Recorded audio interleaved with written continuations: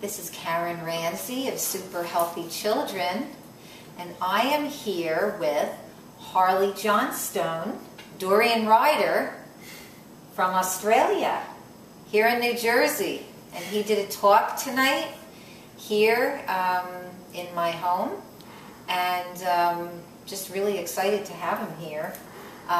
We were both at the Woodstock Fruit Festival up in the Adirondacks in New York, and Harley did a whole bunch of talks there. And so this evening you were talking about what fuels you when you run, when you bike. Can you talk a little bit about that? Essentially, my fuel I use on the bike or on the run is the same as on the computer or talking to people. My preference is sweet, sugary fruit. Bananas are great. My favourite on the go fruit would be the date, the organic dates. Pull the pit out. I try and eat 4 or 5 per hour when I'm on the go. So that's my preference. And what kind of dates? Organic medules, organic berries, organic deglet nor. Basically any organic date I can get. The reason why I prefer the organic dates is they taste better, typically. Right. I know you said that for you, that the taste is all about the nutrition of the fruit as well, right? I never heard it put that way before, that, you know, because usually people are looking for organic. But you said that it's more important that the taste. And so why is that? Why is it more nutritious? I always thought that the organic food would be much better. Yeah, but that's what I used to think as well. But the plant, the fruit is the way the plant gets to spread its seed. And animals in nature, they love sweet fruits. The fruit bats are a sweet animal. They need the sugar. The squirrels and the skunk and a lot of these animals, they rely on the sweet foods to provide carbohydrate calories for them, especially the fruit bats, especially the parrots and various fruit-eating birds. So the tree that can produce the sweet fruit, the sweeter fruit, will have precedence and dominance over the other trees that don't produce enough sugar. So the animal, let's say the fruit bat, let's use a fruit bat example, an animal that gets exclusively 100% of its calories from sweet fruit or nectar, that animal will get more energy to defend its territory, to find a mate, to fly away from predators if it's getting enough calories from the trees. So that's nature's design, is to push as much sugar as it can so that pollinator animal gets to spread that pollen or seed far and wide. And the fruit's got to really taste good for them. Yeah. Yeah. Definitely. And that's the same I buy fruit for taste versus if it's organic. Yeah, sure, organic's generally better because it's grown in better quality soil, but at the end of the day it comes down to taste. If there's no taste in the fruit, there's a lot less nutrition than what there should be. And what is your take on, that some people say that too much fruit is not good, that it can even, it's been said that it can even cause cancer. What is your take on this? I've had late nights for every day for the last 2 weeks, I think, and a lot of people who say that you need too much fruit, they also say you need to sleep less. It's just nonsense. If fruit gave you cancer, then we'd all be dead from cancer, because we eat probably more fruit in 2 or 3 days than the average Australian or American eats in a year.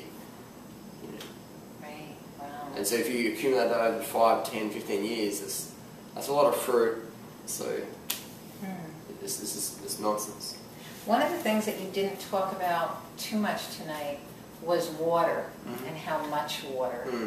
What is your recommendation for that? I recommend drink enough water so your urine is clear. If your urine's yellow or straw, you need to drink more. I aim for at least 10 times a day clear urination, and I aim for at least trying to fill up a 32-ounce bottle at night time when I'm sleeping. Okay, so you drink even at night? If my mouth's dry, I'll drink. Okay. But I never wait for thirst. If my mouth's a bit dry, put some water in there.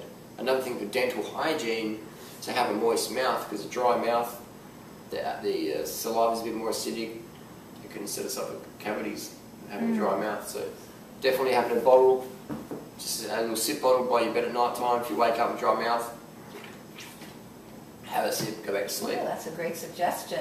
Mm-hmm. Thank you. And then you wake up, you have a fresher mouth in the morning. It's a lot better.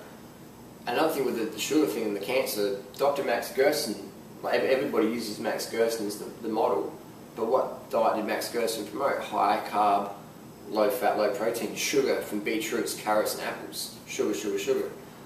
So anyone who says we use Dr. Max Gerson as the model, yet don't eat fruit, got too much sugar. So Max Gerson, he promoted a 95-5 diet to help with breast cancer. 95% carbohydrate, so 90% carbs, 5% fat and protein in terms of total calories. Wow, that's even like more than the 80-10-10. Exactly. So it's more sugar than 80-10-10. Just a little bit more. And that's Max Gerson's recommendations. Wow. And the results speak for themselves. Yeah. And so you were talking about supplementation, and that really the only supplement that you highly recommend is B12. And so how can people make sure that they're getting enough B12, and what are some of the things that they might want to observe if they're, if their bodies aren't taking in enough B12? It's a tough one because it's a very fine line between being, aware of it versus being a hypochondriac. So I'm a fan of the B12 intramuscular shots. You can give them to yourself and then take 30 seconds. You can do one every 2 months or so. But again, it depends on the individual. So for me to give a generic prescription, it would be inaccurate because it's one person's needs might be higher than another person's needs. So there's a good book to read called Could It Be B12 by Sally Patchlock. So I'd recommend reading that book and then make your own conclusions, do your own little homework. And for me, I give myself a 1,000 microgram B12 shot every 2 months, around about. So it takes me 30 seconds, done, easy.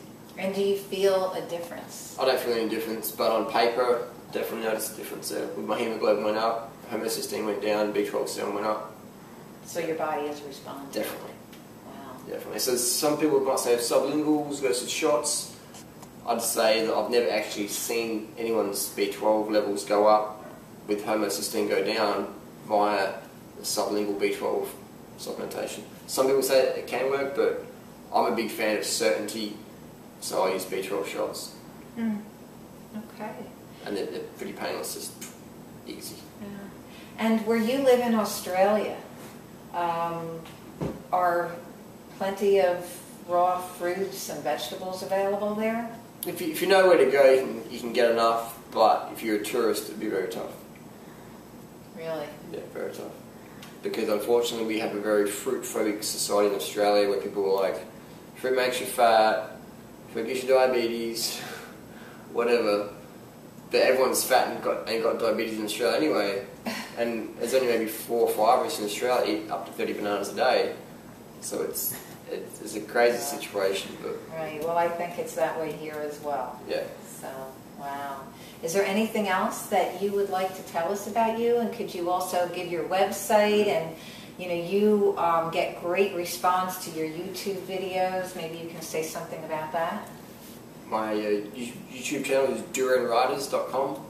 No, sorry, it's been late night. My YouTube channel is Durianriders. My website, our website, Freely, my partner, 30bananasaday.com.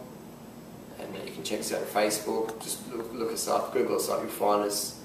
My tip for people interested in the raw food lifestyle would be get enough calories from your favourite sweet fruits, be it bananas, dates, mangoes, melons, whatever. Get enough calories every day. You can't eat too much fruit. If you eat it too fast, you eat it too late at night, you can't eat too much overall. So fruit keeps you slim, keeps you healthy. Get outside, use your body a bit, get a bit of sunshine, live your purpose, live with passion, stay hydrated. Thank you so much, Harley. No worries.